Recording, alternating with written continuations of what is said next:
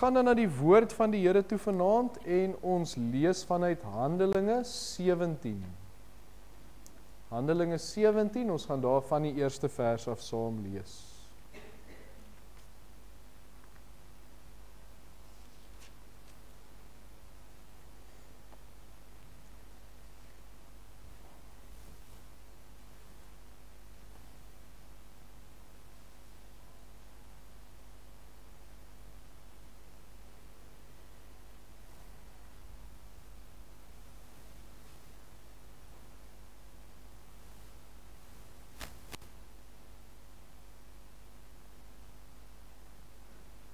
Handelinge 17, ons lees van vers 1. Lees ons saam. Die opskrif van die gedeelte, Paulus in Thessalonika en Berea.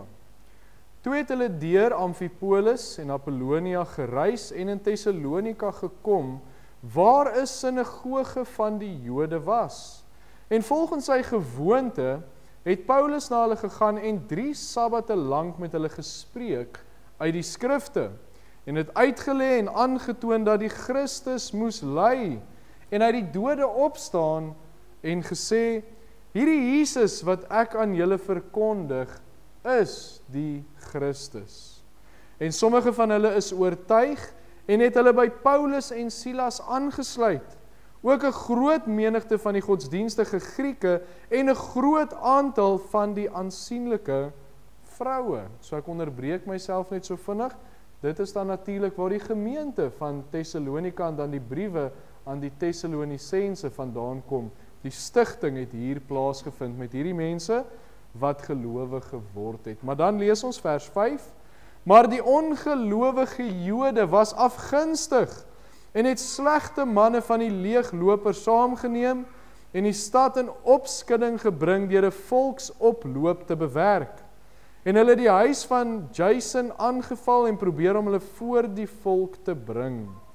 Maar toe hulle nie kry nie, het hulle Jason en 'n paar broeders na die stadsowerhede gesleep en geskreeu. Die mense wat die wêreld in opstand bring, hulle het hier ook gekom en Jason het hulle ontvang. En hulle almal handel teen die bevele van die keiser en sê dat daar 'n ander koning is, naamlik Jesus. En hulle die skare in opskudding gebring en ook die stadsowerhede wat dit gehoor het. Maar toe hulle van Jason en die ander genoegsame waarborg ontvang het, het hulle hul losgelaat. Daarop het die broeders dadelik in die nag Paulus en Silas na Berea weggestuur. En toe hulle daar kom, het hulle na die sinagoge van die Jode gegaan. En hierdie mense was edelmoediger as die in Thessalonika. Hulle het die woord met alle welwillendheid ontvang en elke dag die skrifte ondersoek of hierdie dinge so was. Baie van hulle het dan ook gelowig geword en van die aansienlike Grieke 'n groot aantal, vroue en manne. Maar toe die Jode van Thessalonika verneem dat die woord van God ook in Berea deur Paulus verkondig was, het hulle gekom en die skare ook daar opgesweep. Die broeders het Paulus toe dadelik weggestuur om in die rigting van die te gaan, maar Silas en het daar gebly. Ons kan dan net so ver lees vanuit die woord van die Here. U kan saam met my die hoofde buig, dan begin ons deur net saam so ook vir ons gemeente te bid. Kom ons bid saam. Wonderlike Here, ons kom sê weer vanaand vir U dankie Here, en hoeveel keer as ons in hierdie gemeente saamkom, in hierdie gebou saamkom, Here, begin ons hierdie gebede van ons met dankie Here. En die rede daarvoor is ons besef, Here, ons het niks sonder U nie. Maar ons weer aan daai vers dink, elke goeie guns, elke volmaakte gawe, daal van bo af neer van die Vader van die ligte, Here, besef ons, dis van U af. Hierdie gemeente wat ons het, hierdie gebou wat ons het, die woord wat ons het, ons mense wat ons hier het, die gesinne, die kinders, alles, Here, is van U af. En as hoof van die gemeente, Here, is U ook die een wat ons onderhou, U is die een wat ons ondersteun, U is die een wat ons laat groei en ons help en vir ons voorsien, so daarom kan ons nie anders as om vir U dankie te sê nie, Here, maar dan weet ons ook, ons het behoeftes wat ons na U toe kan bring, Here, dit wat ons genoem het, ons bid vir ons gemeente, vir 'n geestelike opskudding, Here, ons bid vir 'n herlewing, vir kinders van die Here om op te leef en hulle alles vir U te gee, en herinner dit ons so dikwels aan daardie vers van die Emmausgangers, was ons harte nie brandende in ons, toe hy met ons gespreek het nie, Here, en so gaan die woord uit, ons bid dat U woord ook harte aan die brand sal steek, vir U en vir U saak. Maar so, Here, het ons ook genoem ons finansies, wat ons R15.000 'n maand tekort skiet, Here, maar ons weet, U woord sê aan U behoort al die goud, al die silwer, alles van die wêreld, dit behoort aan U, en daarom kan ons na U toe kom en bid, Here, dat U sal voorsien. Ons bid vir U vir getrouheid onder ons mense met die gee van tiendes, en ons bid ook, Here, dat U voorsien. Ons weet baie keer voorsien U uit ander oorde uit, met wonderwerke wat U net fondse stuur, en ons bid daarvoor, Here, maar ons dank U ook, dat U so vir ons voorsien. Here, dis ons gemeente, en ons weet, ons kan dit aan U voete kom neerlê. Ons bid ook vir hierdie mense op ons gebedslys, Here, vir oom Jan Jansen van Vieren, wat hier in ons gemeente is, deel van ons, wat deur 'n moeilike tyd gaan, wat 'n beroerte gehad het, Here, dat U met hom sal wees, en dat eerstens van alles, hy U nabyheid sal ervaar, en weet dit is U, wat met hom hierdie pad stap. U is die een wat hom ondersteun en by hom is. Ons bid vir hom, ons bid vir Tannie Martie, wat hom moet bystaan, Here, dat U so met hulle sal wees. Ook vir Dominee Johnny, Here, daar in die hospitaal, ons dra hom aan U op, vir oom Dani Potgieter ook, Here, wees met hulle, en so ook elke ander naam op daardie gebedslys, Here, die name wat nou al lank op die gebedslys is, maar ook die wat nou die laaste tyd opgesit is. Here, ons bid vir die mense, want ons weet hulle het U nodig, ons weet hulle geloof ook in ons geplaas om te sê, bid vir ons, dra ons aan die Here op, en dit is wat ons graag wil doen, Here. Ook nog so 'n persoon, oom Harry, wat Dinsdag vir 'n knieoperasie gaan, Here, dat U ook met hom sal wees, dat U vir hom sal dra, en ook daar met die dokters, Here, wat daardie operasie gaan doen, die narkotiseer, die hospitaalstaf, almal wat daarbey betrokke gaan wees, Here, dat U vir hulle die wysheid, die insig sal gee, om dit so tot die beste van hulle vermoë te doen, Here, om ook vir oom Harry deur daardie operasie te help, Here, staan hom ook by in hierdie tyd. Ons sê dankie, Here, dat ons hierdie mense aan die voete kan kom neerlê. Here, maar dan kyk ons ook so na ons kalender van hierdie maand, en ons praat oor die nag van gebed, ons praat oor 'n nagmaalsgeleentheid, 'n Kerssangdiens, 'n gemeenteafsluiting, en ons bring hierdie dinge ook na U toe. Here, ons doen dit nie net om iets op die kalender te sit nie, maar ons doen dit tot U eer, tot U heerlikheid, en ons bid, Here, dat U dit sal gebruik. Die nag van gebed, Here, dat U ons getrouheid daarin sal raak sien, en weet ons, Here, dat U sal daardie gebede verhoor. Ook nagmaal, Here, wat ons volgende week gaan hou, ons bid dat U ons harte, ons gedagtes sal voorberei daarvoor, en wanneer ons aan daardie nagmaalstafel sit, Here, dat ons reg is, dat ons verkoop sal word ook deur U tafel. Ons bid ook so vir mense wat hierheen kom, Here, dat hulle die woord sal hoor, maar dat hulle ook reg sal wees, hulle lewens sal voorberei daarvoor, om dit so te gebruik. Ons Kerssangdiens, Here, dat U dit sal gebruik, waar ons ook bly is, Here, dat ons U dag, geboortedag kan vier, Here, en ons weet, dis nie op daardie dag gewees nie, maar dit is 'n dag wat ons op sy gesit het, om net te kan sê, Here, dankie dat U aarde toe gekom het, wat 'n groot werk, dat U mens geword het, Here, in 'n krib gebore as 'n klein babietjie. Ons kom sê vir U dankie. Seën ook daardie Kerssangdiens, en ook ons gemeente afsluiting, Here, waar ons net by mekaar kom, en vir mekaar dankie sê vir dit wat hierdie jaar gebeur het, en net dit amptelik afsluit, Here, wees ook met ons in daardie funksie, Here, en dan die laaste wat ek nou so vinnig aan dink, ons challenge koerantjies, Here, wat U ons ook mee geseën het, Here, U het dit oor ons pad gestuur, dat U vir ons die vrymoedigheid sal gee om dit uit te deel, maar dat U dit kragtig sal gebruik, Here, daar waar hande hierdie koerante vat, waar mense dit lees, gebruik dit om mense tot U te roep, Here, gebruik dit om mense te red, gebruik dit om kinders van U op te roep, om te bemoedig, by te staan, gebruik hierdie koerantjies, Here, ook om mense te dryf na die woord van God. Here, baie dankie dat ons hierdie dinge vanaand kan saam bid, ook hierdie diens wat ons by mekaar is, Here, ons is wagtend op die woord, ons het gesing, spreek Heer, want u kinders luister. Ons bid dit alles in die naam van die Here Jesus Christus, ons Verlosser alleen. Amen. Ons teks van oordenking dan vanaand is vers 11, en hierdie mense was edelmoediger as die in Thessalonika, en dan gee hy daarso vir ons daardie kommapunt, en hy sê, hulle het die woord met alle welwillendheid ontvang, en elke dag die skrifte ondersoek, of hierdie dinge so was. En praat ons vanaand oor die gedagte vanuit hierdie vers en die gedeelte, die mense van Berea. En ons kry dit direk so in daardie vers wat hy sê, en hierdie mense, want praat hy nou van die mense in Berea. So ons praat oor die gedagte, maar net so bietjie inleidend, praat ons net eers oor die boek Handelinge. Nou die boek Handelinge is mos nou die enigste geskiedenisboek in die Nuwe Testament, waar Matteus, Markus, Lukas, Johannes die evangelies is, die storie van Jesus vertel, en dan is Handelinge daardie geskiedkundige boek wat die gebeure vir ons uiteenkom lê. Nou 'n naam wat 'n mens baie lees in Handelinge is natuurlik die van Paulus.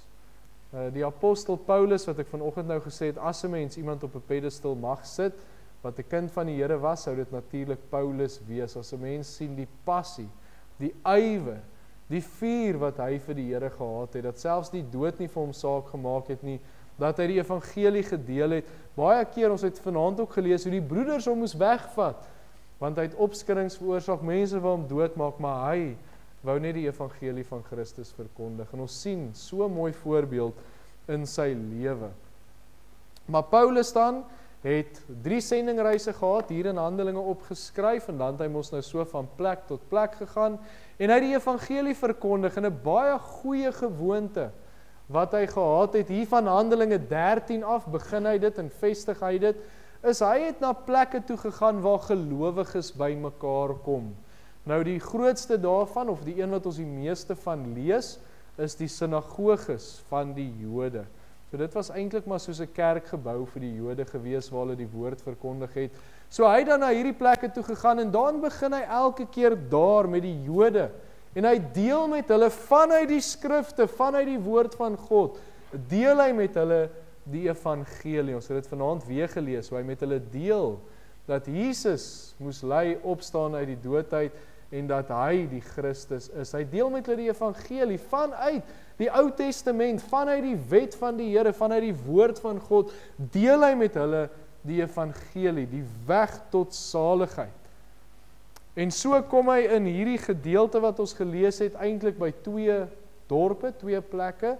Die eerste Thessalonika, hy deel die evangelie, daar kom wonderlik mense tot bekering, maar daar is ook teestand. Daar is ongelowige Jode wat nie wil glo nie, nie wil luister nie, en hulle veroorsaak 'n opskudding. Hy moet vlug, hy kom by die tweede plek, en hy kom by Berea. Nou ek het gesê, as 'n mens vir Paulus op 'n pedestal moet sit, maar hy kom sit 'n plek. Hy kom sit mense eintlik so half op 'n pedestal, en hy kom lig hierdie mense uit in vers 11, en hy sê, en hierdie mense, wat hy nou praat van die mense van Berea, en hierdie mense was edelmoediger as die in Thessalonika. Hy kom lig hulle net so bietjie op, en hy sê, die Engelse woord is noble. Hulle is more noble as die in Thessalonika. Nou ons gaan net Afrikaans die eenvoudige woord gebruik. Hulle was beter as die in Thessalonika, die mooi woord nou edelmoediger. En die rede daarvoor was die manier wat hulle die skrifte, die manier wat hulle die wet, die manier wat hulle die woord van die Here benader het. Dit was wat hulle beter gemaak het as die in Thessalonika. Nou, vandag het mense mos baie verskillende benaderings tot die woord van God. Jy kry kinders van die Here, jy kry, kom ons noem hulle eerder Christene. Christene wat die woord van die Here lees as 'n riglyn. Dis mooi, dit help, dit gee rigting, maar ek hoef dit nie altyd te gehoorsaam nie. Hulle maak met dit soos die spoedbordjies, nee, dis mos net 'n riglyn. Dis nie wet nie, dis 'n riglyn. Jy mag 60 ry as jy wil. Nee, hulle maak so met die woord van die Here. Hulle gebruik dit as, jy mag dit doen as jy wil, maar dis nou nie eintlik wet nie. So dis die een kant. Dan kry jy mense, Christene, wat die woord van die Here net eenvoudig nie gebruik nie. Dis 'n boek op die kas en hy lê daar en hy lyk mooi. Partykeer lê hy op die bedkassie en hy is daar, maar daar word nie regtig met die woord tyd spandeer nie. Mense gaan nie na die woord toe en lees en bestudeer om groei uit die woord uit nie. Dis maar net 'n boek wat daar lê. En dan heeltemal na die ander kant toe, en dis nou meer seker na die charismatiese kant toe, kry jy mense, Christene, kinders van die Here, wat so leef en wonderlik en in die gees is, dat hulle half losmaak van die woord van God, want die gees gee leiding en die gees leer ons en hy's daar vir ons en dan begin hulle fokus op, maar ek voel so, en ek dink so, en ek voel dit en ek voel dat, en dan begin dit oorgaan na gevoelens toe. Hulle is so ingestem op hulle gevoelens, die waarheid word weggestoot. Dit kan natuurlik ook nie gebeur nie, want, dink ek het dit vanoggend gesê, of gebid, maar die gees verwys altyd terug na die woord toe. Die gees oortuig van die sonde, wat 'n mens leer in die woord van, die geregtigheid van die Here Jesus Christus in die woord, die oordeel wat die woord van God van leer, en so breek hy die skrifte oop, so is hy die een wat 'n mens leer, hoe om die woord van God toe te pas, hoe die skrif en die gees werk saam. Die gees sal nooit anders lei as wat die skrif vir ons leer nie, nooit nie. Ons kry mos baie keer mense wat sê, maar die Here het vir my gewys, dis oukei. Is dit nie, dis teen die woord van God, die gees sal jou nie so lei nie. So, dis nou van die kante, van die benaderings wat mense deesdae met die skrif, die woord van die Here het, terwyl die woord van God se waarde eintlik onmeetbaar is. Dink net daaraan, die woord van God is die weg tot saligheid. Sonder die Bybel, hoe sou ons weet? Die woord sê dit mos vir ons, hy leer dit. Hoe sou ons weet as ons nie gehoor het nie? Die weg tot saligheid is die woord van God. Die verhaal van die Here Jesus Christus, die Ou Testament, wat wys op die Here Jesus, wat sal kom, en dis hoekom Paulus vanuit die Ou Testament vir daai mense kon leer. Jesus is die Christus. Dan die evangelies wat sentreer rondom die Here Jesus se lewe en sy kruisiging. En dan die hele Nuwe Testament wat terugwys na Jesus, hoe om soos hy te leef, hoe om sy kind te wees en hoe om dit uit te leef in 'n gemeente. So, dit sentreer rondom die Here Jesus, dit sentreer rondom die evangelie. Maar meer as dit, nou leer die woord van die Here vir kinders van die Here hoe om te leef, wat hy van hulle verwag, en hoe hulle meer en meer soos die Here Jesus moet word. En weer eens, dink ek het vanoggend die vers aangehaal, daar in Psalm 119, vers 105, u woord is 'n lamp vir my voet, dis 'n lig vir my pad. Dit wys ons wat ons moet doen. Die woord van God is die vyand teen die wapen. Dis ons wapen, het ek dit nou verkeerd omgesê, ek dink so. Dis ons wapen teen die vyand. Die woord van God, dis ons swaard. Efesiërs 6 vers 17, en die swaard van die gees, dit is die woord van God. Psalm 119 vers 11, hy sê, ek het die woord in my hart geberre, dat ek teen u nie sal sondig nie. Kyk in die woestyn, toe die duiwel die Here Jesus versoek, hoe die Here Jesus hom elke keer geantwoord. Daar is geskrywe, daar is geskrywe, daar is ook geskrywe. Hy het elke keer terug verwys na die woord van God toe. Die woord van God is lewend, kragtig, skerper as enige tweesnydende swaard. Leer Hebreërs 4 vers 12 vir ons. So die woord van God is iets, weet nie hoe anders om dit uit te druk nie, baie, baie kosbaar. Dis iets spesiaal, dis iets wat se waarde onmeetbaar vir ons is. Dit is die krag van God wat ons in ons hand kan vashou. Dit is God se geïnspireerde woord. Die Griekse woord is uitgeasem, waar sonder ons nie kan leef. Dit is meer werd as rykdom.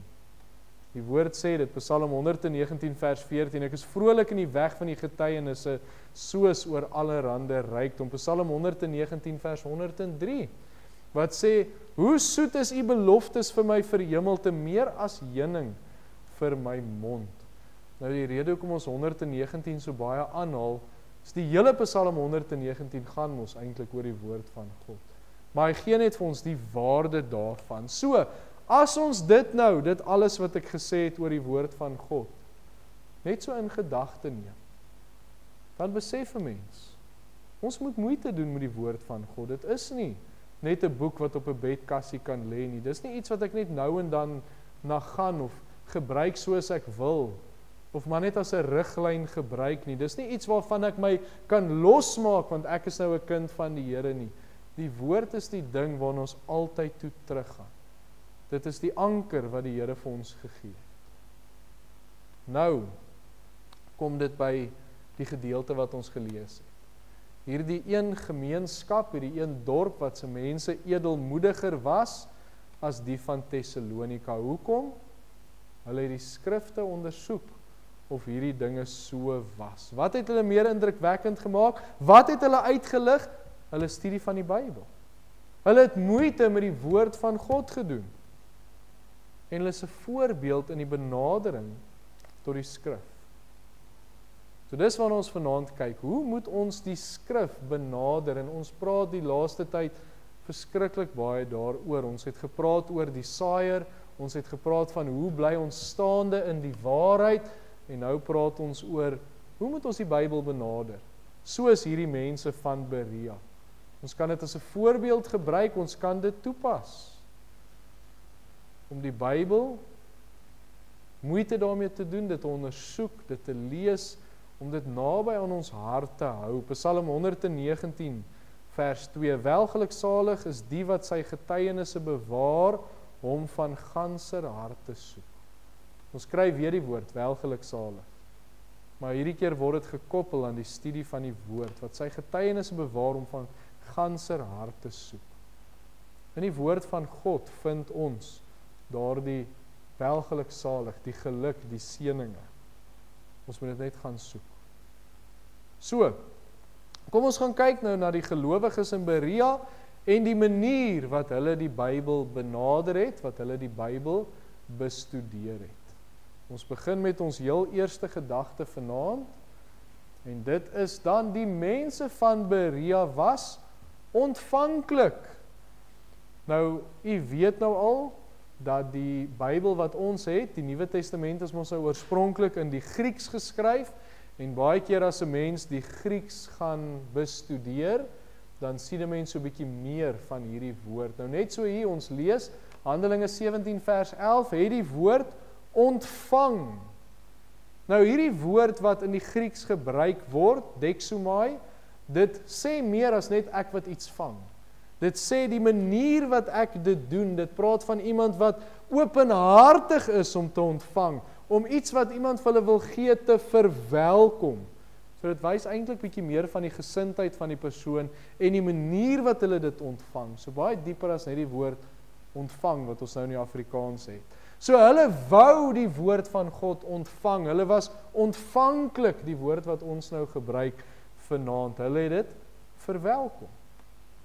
En dit is 'n voorwaarde vir 'n mens se benadering tot die Bybel. Dis 'n voorwaarde vir skrif. Bestudering is om ontvanklik daarvoor te wees, om nie na die woord toe te gaan met vooropgestelde idees of 'n manier wat ek dit wil toepas, of wat baie mense doen is, hulle het 'n siening en dan probeer hulle dit vanuit die woord ondersteun, maar dan baie keer dan verdraai hulle van die verse en hulle probeer en hulle gebruik dit uit konteks uit. So ek moet ontvanklik wees, wanneer ek na die woord, na die Here toe gaan, is dit oop om te ontvang. Wat wil die Here vir my sê? Wat wil die Here met my deel? En dan kan dit mos enigiets wees, want as ek ontvanklik is, dan kan die Here mos enigiets met my deel. Hy kan my leer, hy kan my laat groei, hy kan my wys die pad vorentoe. Dit alles vanuit die woord van God, maar ek moet ontvanklik wees. Wat wil die Here vir my sê? En ek dink dit vat dit saam, die gedagte van ontvanklik. Net om na die woord toe te gaan met die gedagte, wat wil die Here vir my sê? En dan saam met dit, en dit het ek nou vroeër genoem, is die Gees, die Heilige Gees daar, om ons te help, om die woord te bestudeer. Ons lees Johannes 14 vers 26, maar die Trooster, die Heilige Gees wat die Vader in my naam sal stuur, hy sal julle alles leer en sal julle herinner aan alles wat ek gesê het. Hy verwys terug na die skrif toe. En as ons die skrif wil bestudeer, ek gaan nou nie sê om beter te wees as ander nie, ons gaan dit nie so toepas nie, maar as ons die skrif wil bestudeer op 'n goeie manier, soos wat die mense van Berea het, moet ons ontvanklik wees. Net om te sê, Here, wat wil U vir my sê? En dan kan die Here met my praat. Maar dan die tweede gedagte, wat ons vanaand na kyk is, die mense in Berea was doelgerig. Nou die Bybel, die Nuwe Testament gebruik die woord met alle welwillendheid, maar die woord wys op gretig.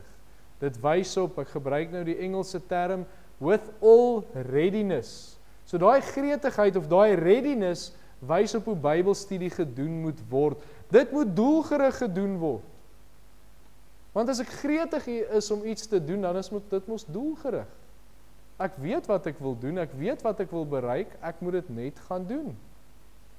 Dis nie net 'n plig wat nagekom word, of elke nou en dan die Bybel lees, of net elke nou en dan so vinnig met die oë deurgaan nie. Dis iemand wat doelgerig lees om iets daaruit te kry.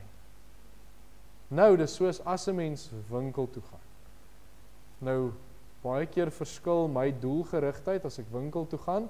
Partykeer gee Saskia vir my 'n lysie en dan is ek baie doelgerig. Melk, brood en kaas. Nou weet ek nou nie hoekom ek net melkprodukte gebruik nie, maar melk en kaas en al die goeders. Nou vat ek die lysie, ek gaan Spar toe, ek gaan in, ek koop die goed, ek betaal dit, ek gaan huis toe. Dis mos doelgerig.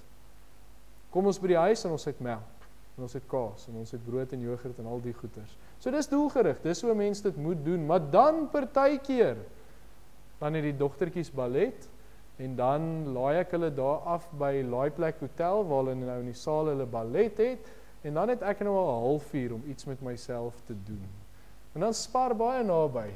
En dan gaan stap ek daar deur die Spar, en ek koop vir my 'n koeldrank, wat ek 10 nie moet nie, want ek lekker baie suiker in, en ek koop vir my sjokolade, en dan gesels 'n bietjie met hom Richard as hy daar is, en ek stap daar rustig deur die Spar met niks om eintlik te doen nie, klim in die kar, en ek ry terug ballet toe, en dan wag ek nou tot die dogtertjies nou klaar is met hulle ballet. En dis mos nou die teenoorgestelde van doelgerig, want ek het eintlik niks om daar te doen nie, en nou koop ek nog goed wat sleg is vir my, lekker om te eet, maar sleg vir 'n mens, maar daar's geen doelgerigtheid daaraan nie, ek wandel net daar rond, en kyk maar net wat daar in die Spar aangaan. Nou dis die twee maniere wat 'n mens dit kan doen, doelgerig, op die punt af, weet jy wat jy wil hê, weet wat jy daar uit wil kry, en jy is effektief. Ons is effektief om by die huis met die regte goed te kom, en nie met die verkeerde goed, of meer goed, of minder goed, of al die dinge nie, maar effektief. Maar ek is nie baie effektief as ek net daar gaan rondwandel. Veral as mens honger is, dan is 'n mens nog minder effektief, en dan koop jy alles wat jy nie moet nie. Maar dan is 'n mens nie baie effektief nie, maar as ek fokus, en ek weet wat ek moet kry, ek is gretig, doelgerig, dan doen 'n mens dit op die regte manier. En so moet 'n mens doelgerig na die woord toe gaan, weet, ek moet die woord lees, weet, ek moet iets daaruit kry, ek moet iets daaruit put.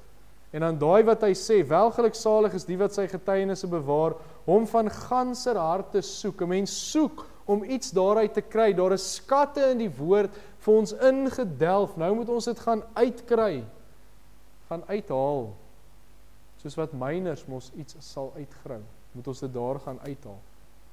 Ek gaan nou 'n bietjie meer oor dit sê, ek sal nou meer oor die myners praat, maar ons moet doelgerig wees wanneer ons na die woord toe gaan. Weet, ons lees dit om iets van die Here te ontvang, weet, ons lees dit om woord te ontvang.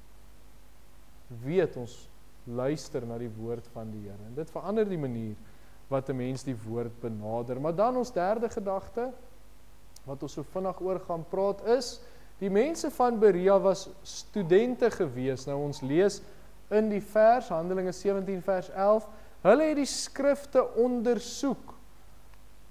Nou wanneer 'n mens aan 'n student dink, waarvan ek ook nou een is, waar ek nou besig is met my honneurs, dan besef mens, dis iemand wat baie oplees, iemand wat baie ondersoek, iemand wat antwoorde soek, en in my geval wat vleis soek vir my take wat ek moet inhandig, so jy gaan soek iets, jy wil iets oopbreek, jy wil meer daarvan weet.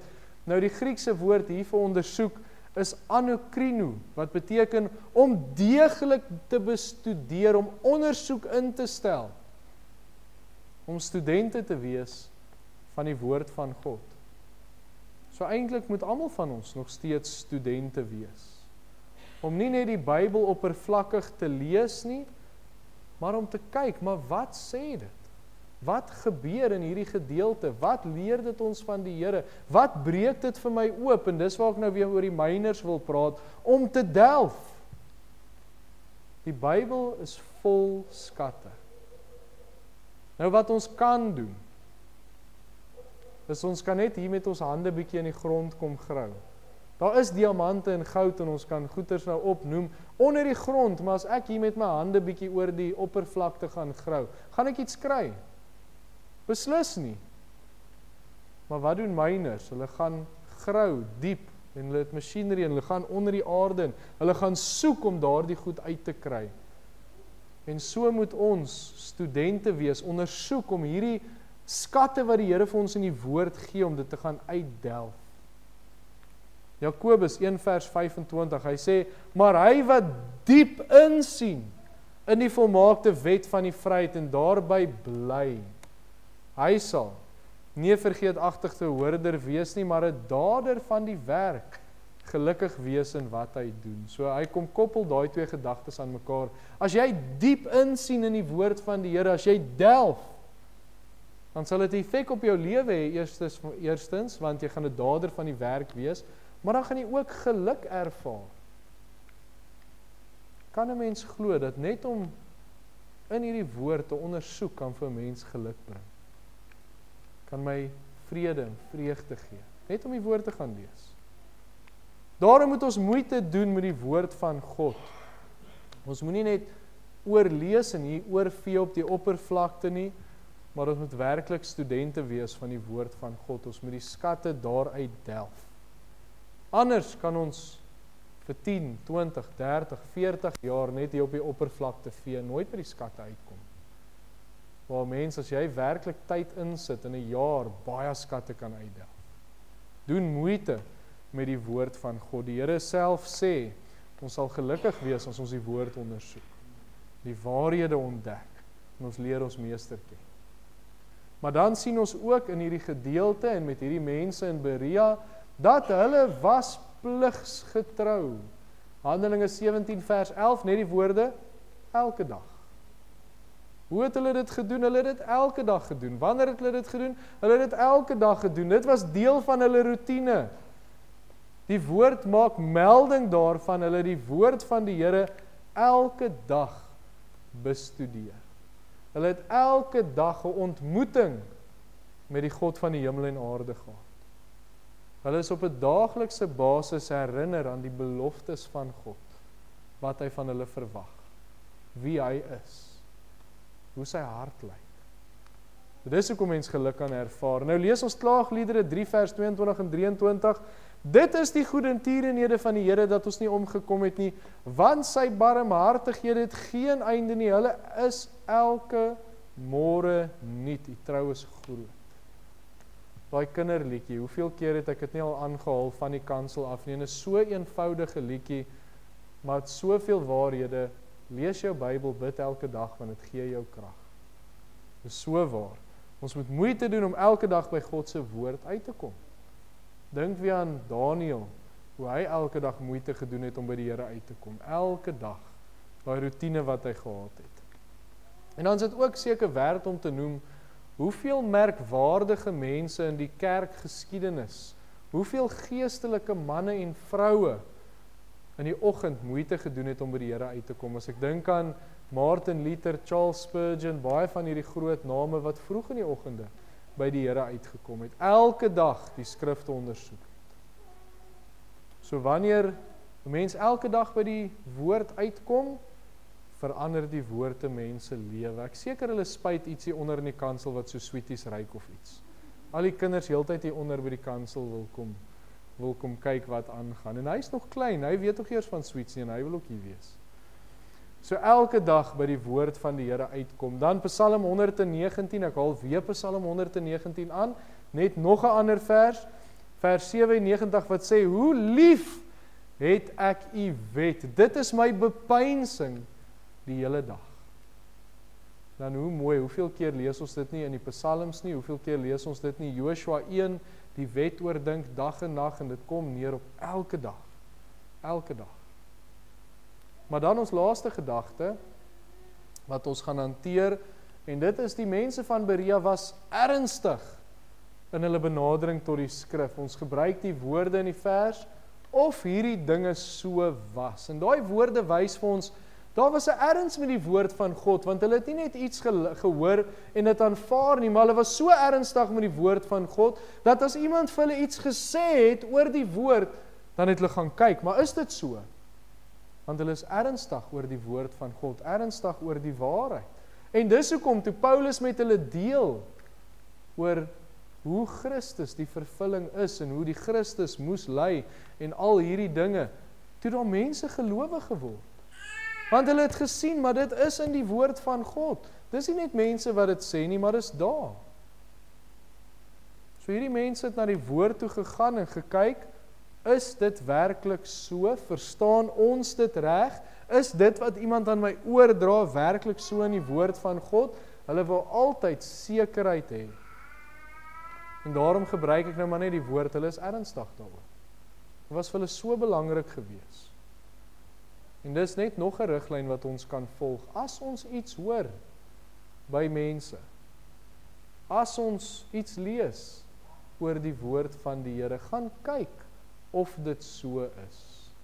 Nie net of die vers daar is nie, want mense misbruik verse baie. Gaan kyk of dit die konteks is, of is dit werklik wat die woord van die Here sê.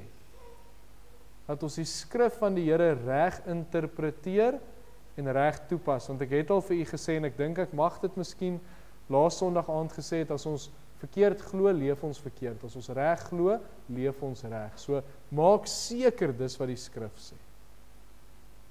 Ons kan tot die Here bid, want hy het vir ons die Gees gegee, en vra, Here, help my, openbaar dit vir my, wys vir my, is dit die waarheid? En dan natuurlik om skrif met skrif te vergelyk.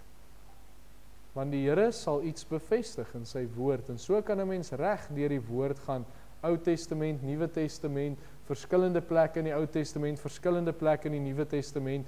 Die Here bevestig in die woord, gaan homself nie weerspreek nie. As dit lyk vir hom weerspreek, dan moet ons kyk, maar wat sê die konteks? Want hy kan homself nie weerspreek.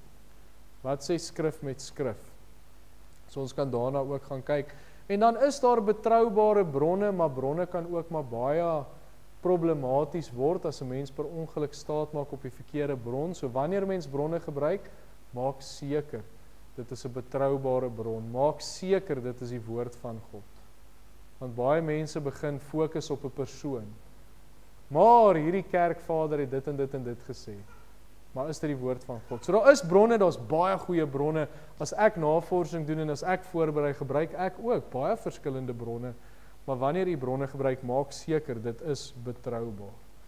Maar die gedagte wat ons vasmaak hier is, ons moet ernstig wees as dit by die woord van die Here kom. Niemand net hulle kraak dit hanteer nie, niemand net aanvaar wat mense vir ons sê nie, maar bestudeer. Is dit so? Wat sê die skrif van die Here? En dit is dan die mense van Berea. En wat hulle edelmoediger gemaak het, in die manier wat hulle die skrif benader het. Ons het gesien, hulle was ontvanklik, ons het gesien, hulle was doelgerig, hulle was studente, hulle was pligsgetrou, en hulle is ernstig oor die skrif gewees, as dit by die woord van die Here kom. So daarom kan ons by hulle leer, en ons kan hierdie riglyne vat, en dis nou nie iets wat ons op 'n lys gaan sit, en elke dag deurgaan en vra, is ek hierdie dinge nie, maar dit is 'n manier wat ons leef. Dit is iets wat die Here ons aan herinner as ons daar kom. Maar die belangrikste vir ons is, kom uit by die woord van God. Lees die woord van God. Doen moeite, bestudeer dit. Maak tyd vir die woord van God, want ek sê weer, hierdie is skat wat se waarde onmeetbaar is. Ons moet net by hom uitkom. Dis al wat ons moet doen. Dis net by hierdie wonderlike woord wat die Here vir ons gegee het, net by hom uitkom. En dan ervaar ons daai vreugde, ons ervaar die vrede, ons ervaar die groei in die Here, ons ervaar hoe die Here waarhede oopbreek, en het jy al ervaar, wanneer die Here vir 'n mens iets nuut leer, hoe voel jy? Mense wil dit net met almal deel. Jy wil net daaroor praat, jy wil net, want die Here het vir my iets nuuts geleer, en dit gee my somme nuwe krag vir jou geestelike lewe. So dit is so wonderlik hoe die woord so groot impak op ons lewens kan hê. Ons moet net tyd maak met die woord. Amen. Kom ons buig die hoofde, ons bid saam en ons sê ook dankie vir die Here vir die woord wat hy vir ons gegee het. Hemelse Vader, ons oë is op U gerig vanaand, ons oë is op die woord gerig vanaand, en ons sê dankie dat U hierdie woord vir ons gegee het. Here, dit is soos 'n anker waaraan ons kan vashou, dit is iets waarna ons altyd kan terugkom, en dit is ook iets waaraan ons kan toets. Maar ons besef ook, Here, hoe belangrik is dit dat ons tyd spandeer met U woord, hoe belangrik is dit dat ons dit sal bestudeer, sal oopbreek, en nie maar net lees om deur 'n gedeelte te kom nie, maar werklik te sien, wat wil U vir ons daardeur sê. Maar ons sê weer dankie, Here, dat U woord lewend is, dat U woord kragtig is. Ons sê dankie, Here, vir die waarde wat daarin is, en ons dankie vir die verandering wat U woord in ons lewens bring. Help ons, maak ons toegewy, plaas ons fokus op U woord.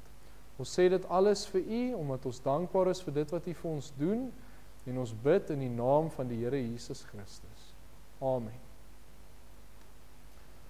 U kan saam met my staan, dan sing ons ten slotte strydgenote sien die teken. Genade van die Here Jesus Christus, ons verlosser, en die liefde van God ons Vader, en die gemeenskap van die Heilige Gees, wees en bly met u elkeen. Amen.